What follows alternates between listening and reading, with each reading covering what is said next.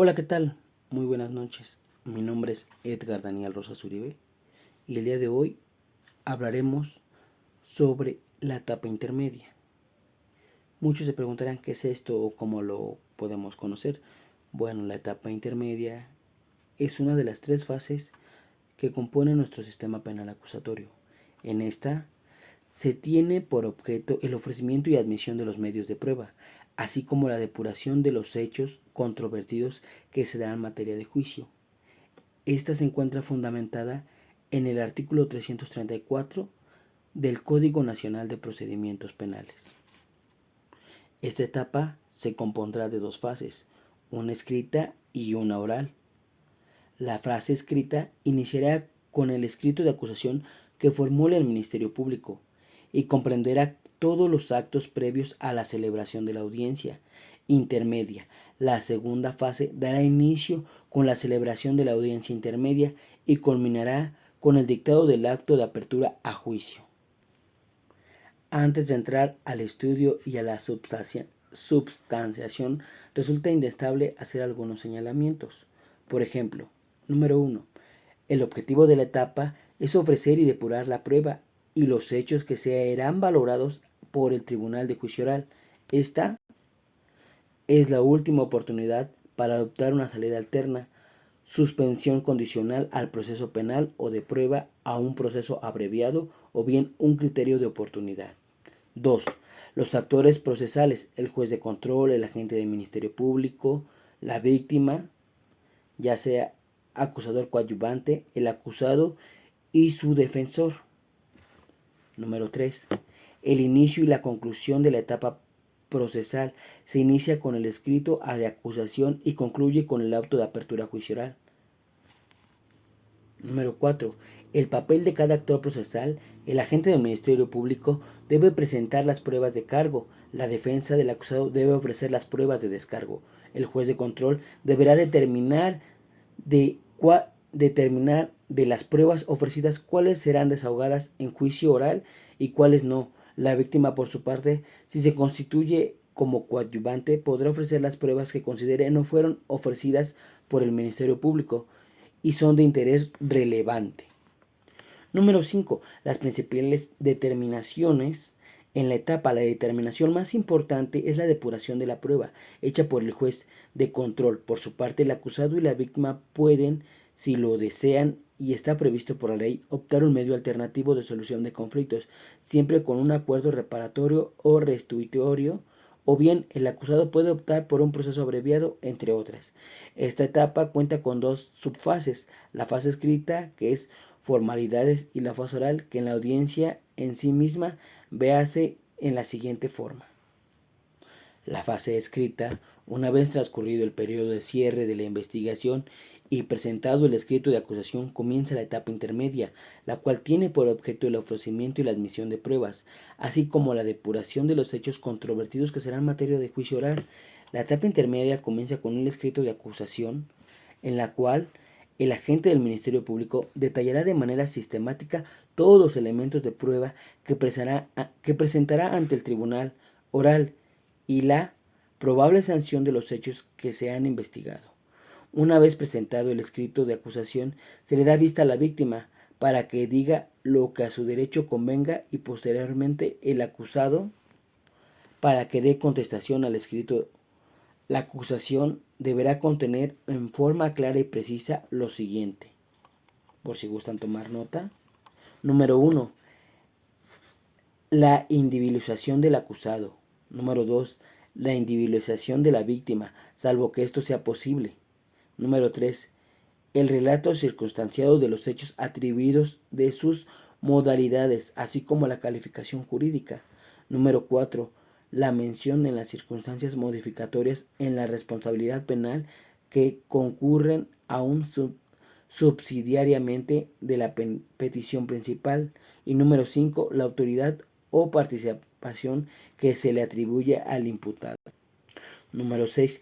La expresión de los preceptos legales aplicables. Número 7. Los medios de prueba que el agente del Ministerio Público se propone a producir en el juicio. Número 8. La pena que el agente del Ministerio Público solicite. Número 9. Lo relativo a la reparación del daño. En su caso, la solicitud de que se aplique los procedimientos abreviados. Número 11. La solicitud del decomiso de los bienes asegurados. Y número 12 es la propuesta de los acuerdos probatorios.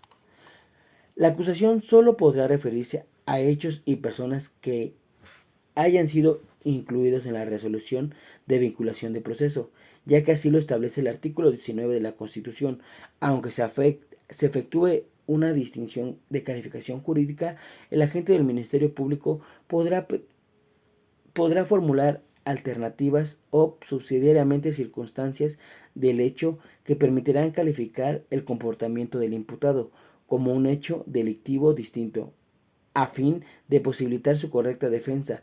Los defectos del escrito de acusación son: el Ministerio Público pierde su facultad de investigadora y comienza con su facultad persecutora. Número 2. Dar inicio a la acción procesal como tal, es decir, someter a una persona a un proceso que conlleve a una sentencia. La tercera, la fijación de la presentación, que será objeto de la discusión ante el tribunal. La fijación de elementos de la convicción que pretendan acreditar la pretensión. La preclusión de optar un criterio de oportunidad. Se aperturará el descubrimiento probatorio. Si el agente del Ministerio Público ofrece una prueba de testigos, deberá presentar una lista individualizándolos con nombre, apellidos, profesión, domicilio o residencia, señalando los puntos sobre los que se habrán recaer sus declaraciones. Una vez presentando al escrito de acusación, el juez de control tendrá las siguientes responsabilidades. Número 1. Ordenará la notificación a todas las partes. Número 2. Entregará a las partes copia de la acusación en la que se dejará constancia de que se encuentran a su disposición los antecedentes acumulados durante la investigación. Número 3. Citará para audiencia intermedia. Ante este nuevo proceso, antes la fecha fijada para la realización de la audiencia intermedia, la víctima u ofendido podrán constituirse en acusador coadyuvante y en tal carácter por escrito podrá señalar los vicios y materiales y formales del escrito de acusación y requerir a su corrección, ofrecerá la prueba que estime necesaria para complementar la acusación del Ministerio Público, concretar sus pretensiones y ofrecer una prueba a juicio oral y cuantificar el monto de los daños y prejuicios. Número 4. Oponerse al proceso abreviado cuando los beneficios al acusado causen alguna afectación a su persona. Y número 5. La víctima o ofendido tiene un término de 10 días para hacer las observaciones al escrito de acusación de conformidad con la generalidad de los códigos, incluyendo el Código Nacional. Respecto del escrito de acusación presentado por el agente del Ministerio Público y perfeccionado por la víctima, el acusado o su defensor podrán oponer excepciones del previo y de especial pronunciamiento como incompetencia, litispendencia o cosa juzgada, falta de personalidad del acusador, coadyuvante y extinción de la acción penal. Exponer los argumentos de la defensa que consideren necesarios, señalar los medios de prueba que se producirían en la audiencia del debate. Proponer a las partes la suspensión condicional del proceso, el procedimiento abreviado o un medio alternativo de solución de conflictos. Como se ha mencionado, en la fase intermedia, el agente del Ministerio Público y el defensor tienen la posibilidad de ofrecer los medios de prueba que pretenden sean presentados ante el tribunal oral, así como la posibilidad de reaplicar las medidas alternativas a la vía jurisdiccional respecto a las acciones que se realizan durante la fase escrita de la etapa intermedia, que se consideran como pueden ser materia de amparo indirecto de las regulaciones de las notificaciones.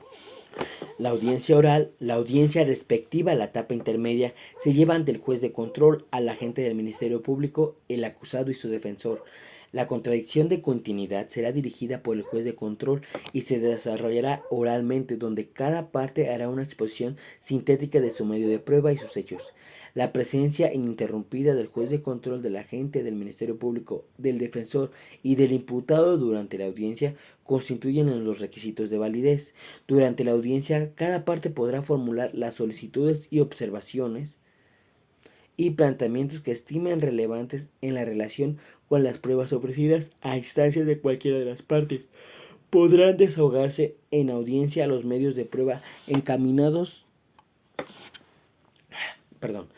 a demostrar la ilicitud de alguna prueba ofrecida por la contraparte. Las partes podrán solicitar conjuntamente al juez que dé por acreditados ciertos hechos que no podrán ser discutidos en el juicio, a los cuales se les denomina acuerdos probatorios, el juez autorizará el acuerdo probatorio siempre y cuando se considere justificado por existencia de antecedentes con los cuales se acredite la certeza del hecho, es decir, que son hechos no controvertidos. El juez, luego de examinar las pruebas ofrecidas y de escuchar a las partes que comparezcan a la audiencia, ordenará fundamentalmente que se excluyan de ser rendidas aquellas pruebas manifestadas impertinentes, inconducentes y superabundantes o sobre hechos notorios. El juez estima que la aportación de la prueba testimonial y documental ha sido ofrecida producirá efectos puramente dilatorios en la audiencia de debate.